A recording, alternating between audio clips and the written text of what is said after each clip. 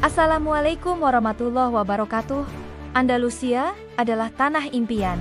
Dulu, ia bersinar bagaikan bintang di ujung barat dunia Islam. Pusat peradaban yang tidak hanya menerangi dunia muslim, tetapi juga memberikan cahaya ilmu bagi seluruh umat manusia. Namun, kini, yang tersisa hanyalah puing-puing sejarah, reruntuhan megah, masjid yang berubah jadi gereja, dan kaligrafi Arab yang nyaris tak terbaca, seolah melupakan kejayaannya yang pernah gemilang.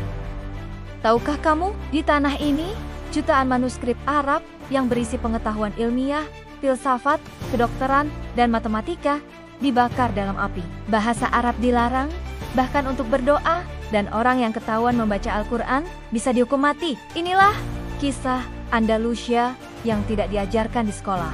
Bukan tentang kejayaannya, tetapi tentang penghapusannya. Dari puncak kejayaan hingga kehancuran yang dipicu oleh kekuasaan yang tak bersalah.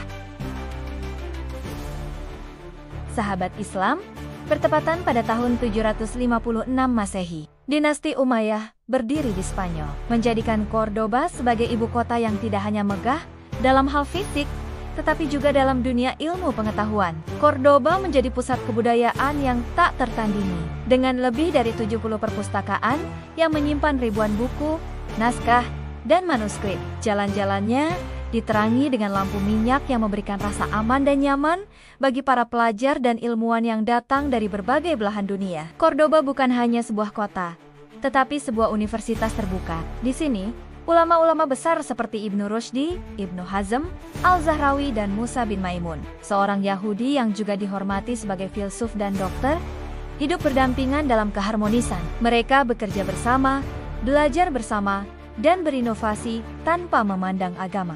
Di Cordoba, bahasa Arab bukan hanya bahasa agama, tetapi juga bahasa ilmu pengetahuan, filsafat, matematika, astronomi, kedokteran, dan banyak lagi. Setiap sudut kota ini adalah simbol dari puncak peradaban ilmiah yang pernah ada.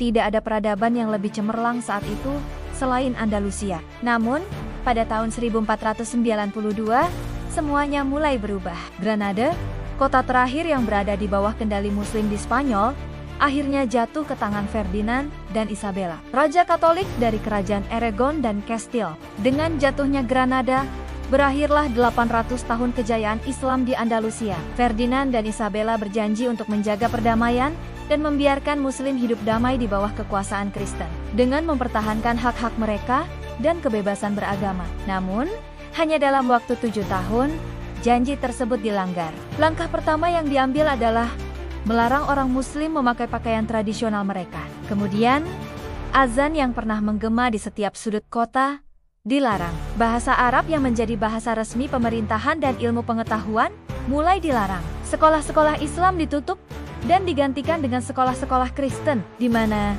anak-anak Muslim dipaksa mempelajari agama Kristen. Semua simbol Islam yang ada di kota mulai dihapuskan dan digantikan dengan simbol-simbol Kristen. Mereka menukar tinta ulama dengan darah dan menukar mushaf dengan salib.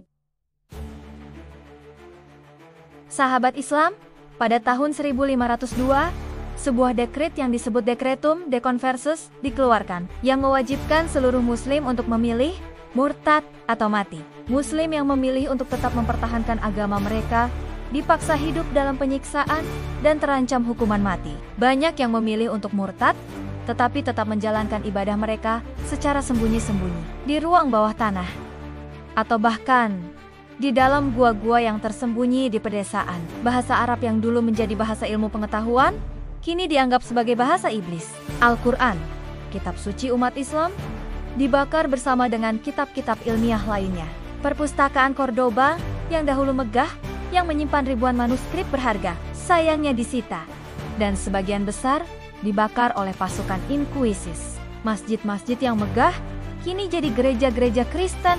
Kaligrafi Arab di masjid tertutup plester, tersembunyi dari pandangan.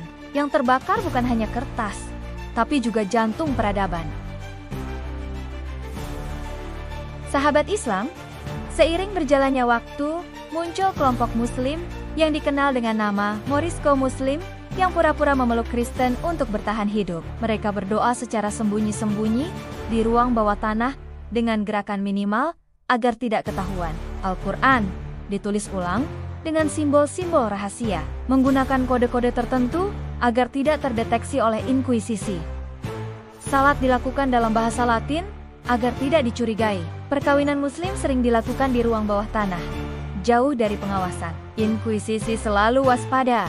Ya, mereka menanam mata-mata di setiap rumah Morisco untuk mengawasi setiap gerakan dan ucapan. Bila ketahuan, mereka akan dibawa ke pengadilan inkuisisi dan dijatuhi hukuman mati, yang seringkali berakhir dengan pembakaran hidup-hidup. Sahabat Islam, pada tahun 1609, Raja Philip III mengeluarkan perintah yang mengerikan. Semua Morisco harus diusir dari Spanyol. Lebih dari 300.000 Muslim dipaksa naik kapal dan diusir dari tanah yang pernah mereka sebut rumah. Mereka dibawa ke Maroko, Aljazair, atau Turki. Banyak yang tewas di laut karena kelelahan dan kelaparan. Hidup dalam kemiskinan, mereka terpaksa mulai baru di tanah asing yang penuh tantangan. Andalusia yang dulu dikenal sebagai pusat ilmu, seni, dan budaya Islam, kini sepenuhnya bertransformasi menjadi daerah Katolik. Tanah yang dulunya kaya pengetahuan, kini kosong dan sepi. Mereka tidak hanya membunuh, tapi juga menghapus kenangan. Masjid Agung Cordoba kini menjadi katedral, tempat yang pernah menjadi simbol peradaban Islam, kini menjadi simbol penaklukan. Alhambra, istana megah yang pernah menjadi simbol kejayaan Islam, kini hanya menjadi objek wisata bagi para turis. Kaligrafi La ilaha illallah yang dulu menghiasi pilar-pilar masjid, kini hanya tinggal sebagai kenangan yang terlupakan, tak dimengerti lagi oleh generasi baru. Andalusia menjadi indah, namun hampa dari cahaya Islam. Namun, jejak Andalusia masih hidup, meskipun tersembunyi. Bahasa, musik, dan budaya rakyat di Afrika Utara masih menyimpan warisan Andalusia yang luar biasa. Banyak ulama dari Maroko, Tunisia, dan Aljazair yang mewarisi ilmu dari guru-guru Andalusia yang mulia. Ilmu-ilmu Andalusia masuk ke Eropa melalui terjemahan Latin. Namun tanpa menyebut nama asli ulama Muslim yang menuliskannya, kita tidak kehilangan Andalusia hanya karena kalah perang, tetapi kita kehilangan Andalusia karena kita lupa merawat warisan yang telah diberikan kepada kita. Sejarah bukan hanya kisah masa lalu. Ia adalah cermin dari apa yang bisa terjadi lagi jika kita tidak menjaga ilmu, bahasa, dan jati diri kita. Andalusia adalah pelajaran yang harus kita ingat, bahwa tidak ada peradaban yang kekal, kecuali peradaban yang dijaga dan dipertahankan oleh umatnya sendiri. Jika Islam bisa bersinar di barat dulu, maka ia bisa bersinar lagi bila kita bangkit dan menjaga cahaya itu. Wassalamualaikum warahmatullahi wabarakatuh.